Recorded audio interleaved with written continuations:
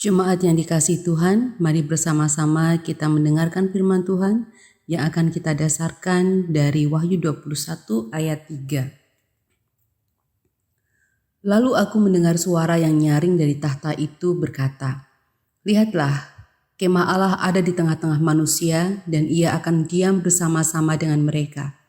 Mereka akan menjadi umatnya dan ia akan menjadi Allah mereka." Saudara, dalam bahasa Yunani, kemah Allah adalah skene atau dikenal dengan tabernakel yang diambil pada saat orang Israel melakukan perjalanan di padang gurun. Setiap kali mereka berhenti di suatu tempat, mereka selalu mendirikan kemah Allah di tengah mereka. Dalam kemah tersebut terdapat tabut perjanjian yang berisi 2 loh batu berisi 10 hukum Allah.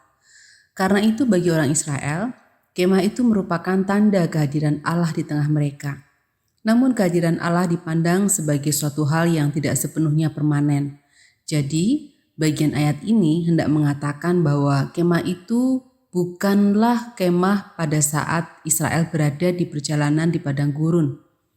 Itu karena sekarang Allah akan berada di tengah manusia. Dia akan berdiam selamanya bersama-sama umatnya. Umat Israel tidak perlu lagi menangis karena merasa Allah begitu jauh dari mereka. Sekarang setiap saat mereka dapat mengalami kehadiran Allah yang begitu dekat dengan mereka. Tabernakel telah ada dan tidak perlu dibongkar pasang lagi. Mereka akan menjadi umatnya dan dia akan menjadi Allah mereka. Inilah inti dari perjanjian itu.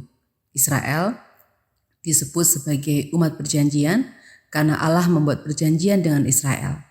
Dalam bahasa Ibrani hal itu disebut berit. Bagi Israel sudah cukup bila mereka tetap menjadi umat pilihan Allah dan Allah menjadi Tuhan mereka.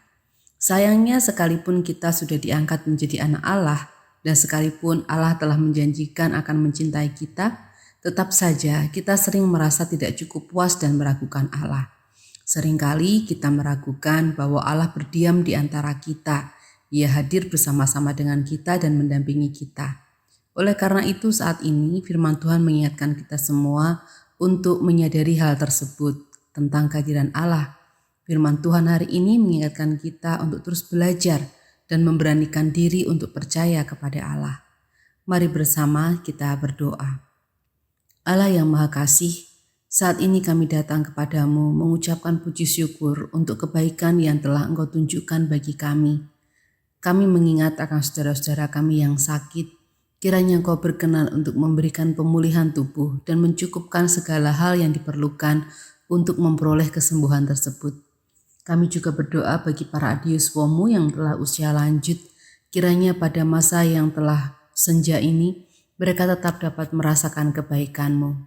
Kami berdoa bagi saudara-saudara kami yang mencari pekerjaan dan memulai usaha mereka. Kiranya Engkau berkenan untuk memberkatinya.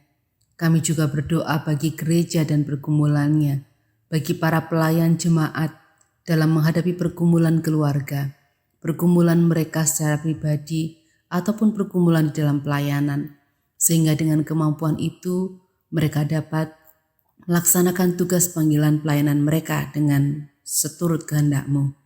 Kami juga berdoa bagi situasi pandemi COVID-19, kiranya dapat semakin membaik. Ya Tuhan, inilah seru dan doa kami. Dalam khusus Yesus kami berdoa. Amin.